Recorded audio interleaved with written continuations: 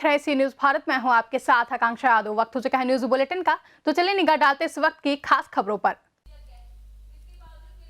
राष्ट्रपति की स्वामी से किसानों का या त्राहिमाम संदेश है, जहां उस कृषि बिल का जिसमें विशेष रूप से किसानों द्वारा उत्पादित फसलों के न्यूनतम समर्थक मूल्य को लेकर देश भर का अन्नदाता आंदोलित है। वहीं कृषि प्रधान देश को संकट से उबारने के लिए किसान पुरुष का यह सुझाव है कि स्वामीनाथन आयोग की रिपोर्ट को आधार बनाकर एमएसपी न्यूनतम समर्थन मूल्य का कानून बने, जिसमें फसल की लागत के साथ किसान का श्रम मूल्य भी शामिल हो। इसके अलावा किसान एवं कंपनी के बीच की अनुबंधित की थी। मैं किसी कारणवश आय गतिरोध के लिए किसान को एसडीएम के बजाय न्यायालय जाने का मौलिक अधिकार प्राप्त महामहिम के उपभोक्ताओं को कालाबाजारी की जंगल से बाहर रखने के लिए सीमित भंडारण जैसे कानून को रद्द करें। इस पत्र को लेकर संतोष सिंह, सुरेश सिंह, कृष्ण जी राय समेत कई कार्यकर्ता मौजूद रहे। जी, अपना परिचय दीजिए। मेरा नाम देवेंद्र नाथ यादव है और मैं जो है किसान फोर्स से सरकारी जिलाध्यक्ष हूँ। जी अध्यक्ष जी, देखा जा रहा है कि आप लोग जिला अधिकारी कार्यालय पे आए, क्या आपकी मांगे हैं? हमारी मांगे जो एनईसी कानून है उसको सरकार जो है अमली जामा पहनाए, मतलब उसको कानून के दायरे में लाए। ऐसे लिखित रूप देने से नहीं होगा। दूसरा जो है, अगर जो सरकार ने तय किया है, जैसा नियम बनाया है, कानून बनाया है, तो उसमें जो भी मुद्दे होंगे किसानों पे, वो एसडीएम साहब उसका निस्तारण करेंगे। जी। तो हमारी दूसरी मांग ये है, सबसे प्रमुख मांग है कि एसडीएम से अगर नहीं बात बनती है तो न्यायालय तक जो है उसका दरवाज़ा जो होता है वहाँ तक उसको न्यायालय का जो रास्ता दिखलाया जाए। लेकिन आज आश्वासन क्या मिला? आज आश्वासन यही मिला जो हम महामहिम राष्ट्रपति जी तक इसको जो है हम इस पत्र को भेजेंगे, इस पर विचार करेंगे। यदि आपके पत्र पर विचार नहीं होता है तो आपकी आगे की कदम क्या रहेगी? कार्रवाई होगी आगे, जो हम जो है लंबे समय तक जितना भी समय लग जाए उसके लिए जो हम आंदोलन के लिए कार्यरत होंगे और गांव स्तर से लेकर जिला स्तर तक, प्रदेश स्तर तक और दिल्ली तक भी जाने की बात आएगी, तो वहां तक जो है हम किसान फोर्स के लोग जो है जाने के तैयार हैं। चलिए, बहुत बहुत धन्यवाद। बलिया से सी न्यूज संवाददाता गौतम कुमार गुप्ता की रिपोर्ट। प्रेमचक उर्फ उमरगंज नाली का पानी निकासी के लिए अभी तक मेन रोड से नाले का निर्माण नहीं हो पाया है, जिससे कि सभी बस्ती के लोग काफी परेशान हैं। आए दिन पड़ोसियों में वाद विवाद होता रहता है। वहीं कई सरकारें आई और गईं, लेकिन किसी ने भी सड़क निर्माण का कोई कार्य नहीं किया। जी, अपना परिचय दीजिए। मेरा नाम समाज सेवी अमित कुमार तिवारी टीपू है। मैं ग्राम सभा उमरगंज जेपी नगर नई बस्ती का निवासी हूँ। हमारे यहाँ नाले की समस्या है। आए दिन पड़ोसियों में किचकिच होती रह रही है। इसके पूर्व सरकार में भी नाला पास हुआ है और वर्तमान सरकार में भी नाला पास हुआ है, लेकिन अभी तक कोई कार्रवाई नहीं हुई। अच्छा, इसी संबंध में हम लोग डीएम साहब के यहाँ पत्रक देने आए थे। अच्छा, पत्रक दिए। इससे पहले और कहीं पे शिकायत आपने की है? इसके पहले हम लोग जन सुनवाई केंद्र पर, जन सुनवाई पोर्टल पर भी हम लोग शिकायत किए हैं। अच्छा जी, तो अभी तक कोई कार्रवाई नहीं हुई। अच्छा, वहाँ का प्रधान कौन है? हमारे यहाँ प्रधान है नईमा खातून। अच्छा, नईमा खातून, सबीर खान। उनसे शिकायत आपने कभी की है? उनसे भी मैं कहा, लेकिन उनका कहना है कि उतना बजट नहीं है हमारे पास। अच्छा, बजट नहीं है। तो यहाँ पे डीएम साहब को जब ज्ञापन दिए, यहाँ से क्या आपको आश्वासन मिला? हमको डीएम साहब द्वारा आश्वासन मिला है कि ठीक है, हो जाएगा। चलिए, बहुत बहुत धन्यवाद। बलिया से सी न्यूज संवाददाता गौतम कुमार गुप्ता की रिपोर्ट। बिहार जिले के खगड़िया बेलदौर बिहार राज्य रविदास विकास शिष्टमंडल संघ पटना के डॉक्टर संजय कुमार ने अपने साथियों के साथ बेलदौर पहुंचकर पूर्व समिति नरेश राम की पत्नी से हत्या की जानकारी ली और उन्हें आश्वासन दिया कि रविदास संघ के द्वारा मदद एवं हत्यारों को सख्त कार्रवाई, पीड़ित महिला को नौकरी, आर्थिक मदद की मांग की है। इस तरह से मैंने देखा, सुना, घटना बहुत दर्दनाक थी और साथ में यहाँ की प्रशासन निकम्मीपन है। और हमने थाना प्रभारी और बेलदौर के बीडीओ साहब से भी भेंट किया, जिसमें उसी उचित मुआवजा पीड़ित परिवार को 10 लाख रुपया का मुआवजा हमने सौंपा है और जो अपराधी है उसे फांसी हो। दूसरी नंबर है कि संलिप्त अपराधी अभी तक जो गिरफ्तार नहीं हो रही है, उसकी उद्भेदन नहीं हो रही है, वो यहाँ की प्रशासन करे। साथ में उसे 10 लाख की मुआवजा, एक पीड़ित परिवार को सरकारी नौकरी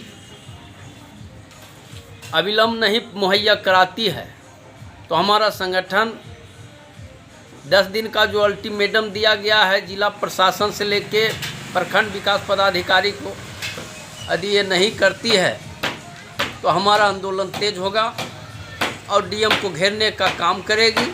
हर हाल में उन्हें न्याय मिलना चाहिए। हम लोग न्याय दिलाने के लिए एकबद्ध होकर कार्यक्रम में एक सूत्री चलाएंगे। आपका परिचय सर? मेरा नाम डॉक्टर संजय कुमार, बिहार रविदास विकास संघ पटना। बिहार से सी न्यूज संवाददाता प्रेम कुमार की रिपोर्ट। गुजरात जिले के बड़ौदा जिले के तालुका बगोड़िया मां गुजरात राज्य मार्ग मकान विभाग सेवा सदन का लोकार्पण मधुभाई श्रीवास्तव ने किया। हुसैन मंसूरी के साथ संदीप पटेल की रिपोर्ट।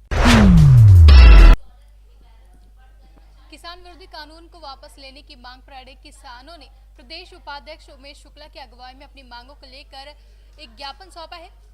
इधर धरना प्रदर्शन के दौरान सीओ हरियावा, थाना प्रभारी हंसमती, अतिरिक्त मजिस्ट्रेट सौरभ दुबे समेत काफी संख्या में पुलिस बल भी मौजूद रहा। क्या नाम है आपका और क्या समस्या है आपकी? मैं भारतीय किसान यूनियन प्रदेश उपाध्यक्ष उमेश कुमार शुक्ला।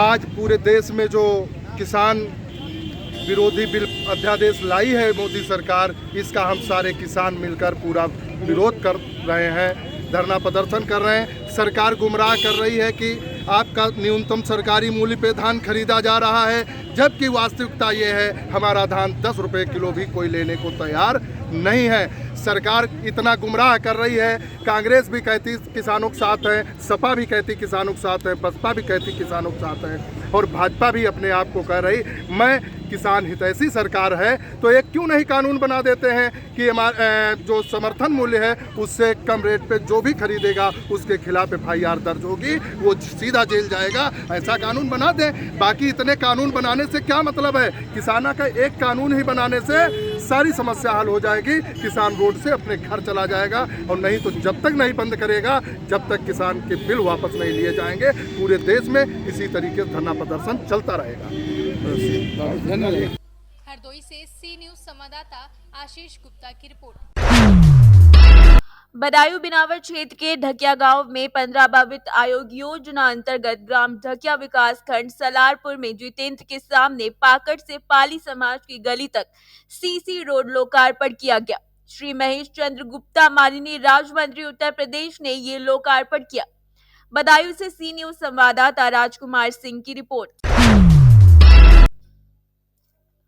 भाजपा जिला कार्यकारिणी सदस्य और अटल भारतीय हिंदू फाउंडेशन के संयुक्त तत्वाधान में सोमवार कार्यकर्ताओं ने नेशनल तिराहे पर पश्चिम बंगाल के सीएम का पुतला फूंककर विरोध जताया और जमकर नारेबाजी की।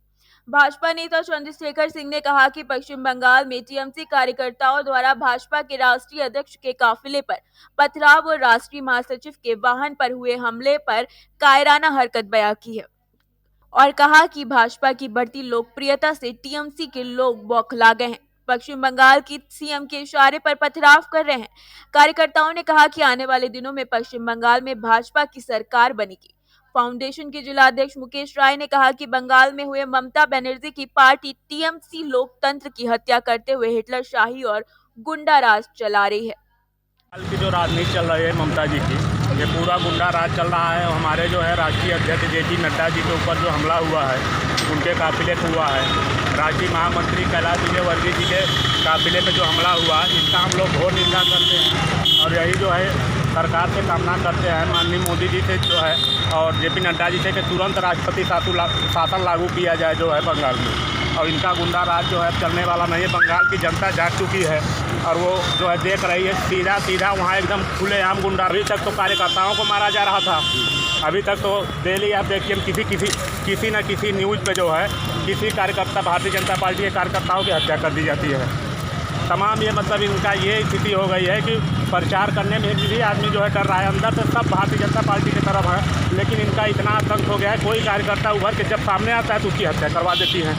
इसके लिए बंगाल में तो कमल का फूल जो है एकदम खिल रहा है। माननीय कैलाश विजयवर्गीय जी के नेतृत्व में बंगाल में कमल का फूल एकदम खिल रहा है, पूर्ण रूप से जो है खिल रहा है। लेकिन इनका जो ये आप देख रहे हैं जो खौफ है, डर है, इसकी हम लोग घोर निंदा करते हैं। उनको करना तो अपना विकास बताएं, जनता को जो काम किए उसको बताएं। ये नहीं है कि जो आदमी जो है उभरा खड़ा हुआ उसकी हत्या करवा दें। भदोई से सी न्यूज संवाददाता खुर्शीद खान की रिपोर्ट। सामुदायिक स्वास्थ्य केंद्र मधुबन के प्रत्येक विभागों में व्यवस्था कायम है। समय से ना डॉक्टर मिलते हैं ना स्वास्थ्य कर्मी। ओपीडी रोज सुबह 10:30 बजे के बाद खुलते हैं। ओपीडी का काम आयुष दंत चिकित्सक के कंधे पर रखकर प्रभारी मुजफ्फरपुर में आराम फरमाते हैं। अस्पताल में इमरजेंसी सेवा बाधित रहती है। प्रभारी चिकित्सक की लापरवाही के कारण न सिर्फ ओपीडी बल्कि आपातकालीन सेवा के अंतर्गत आने वाले प्रसव कार्य में भी लापरवाही बरती जाती है। 10:30 बजे अस्पताल पहुंचने पर ओपीडी कक्ष खुलते हैं, लेकिन डॉक्टर फिर भी नदारद रहते हैं। डेटा एंट्री ऑपरेटर के कक्ष पर भी ताला लटकता रहता है। यहां तक कि कोरोना टेस्ट के लिए आए दर्जनों एसएसबी के जवान भी बार बार प्रभारी को फोन कर रहे थे। इन जवानों से बात करने पर पता चला कि ये सुबह 8 बजे से कोरोना वायरस की जांच के लिए आए हैं। 10:30 होने को है, लेकिन डॉक्टरों का कोई पता नहीं था। इस बाबत प्रभारी चिकित्सक इंद्रजीत प्रसाद से फोन पे संपर्क किया गया तो पता चला कि वो सीएस के साथ बैठक कर रहे हैं। मोतिहारी सीएस से शिकायत करने पर उन्होंने कहा कि मैं प्रभारी से शिकायत के संदर्भ में पूछताछ करूंगा। मौके पर मौजूद दंत चिकित्सक डॉक्टर रवि कुमार ने बताया कि प्रसव कक्ष एवं ओपीडी का कार्य मेरे द्वारा देखा जा रहा है। कुछ देर बाद डॉक्टर मनीष पहुंचे और कोरोना वायरस कार्य देखना आरंभ किया। क्या नाम हुआ आपका? नाम कामेश्वर पांडे। अभी हॉस्पिटल में क्या व्यवस्था आपने देखा है? इस हॉस्पिटल में तो व्यवस्था नाम का माने कि चीज़ ही नहीं है।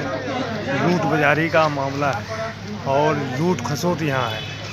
न समय से प्रभारी आ रहे हैं, नहीं कोई पदाधिकारी, नहीं कोई सेवाकर्मी लोग। अव्यवस्थित ही अव्यवस्थित है। आपका कोई पेशेंट है क्या? क्या नाम हुआ आपका? मेरा नाम धीरज कुमार पांडे। आपका कोई पेशेंट है यहाँ? पत्नी हुई है मेरा। क्या व्यवस्था देखे आप यहाँ? व्यवस्था में तो वही है, वहाँ के बराबर है। बेड है, बेड पे क्या चादर मिला है? ना, कुछ नहीं मिला है। एएनएम समय पर देख रेख कर रही है? एएनएम समय पर देख रेख कर रही है? हाँ, वो तो कर रही है, लेकिन इसके अलावा कोई सुविधा नहीं है। में आप लोग कितने बजे से आए हुए हैं?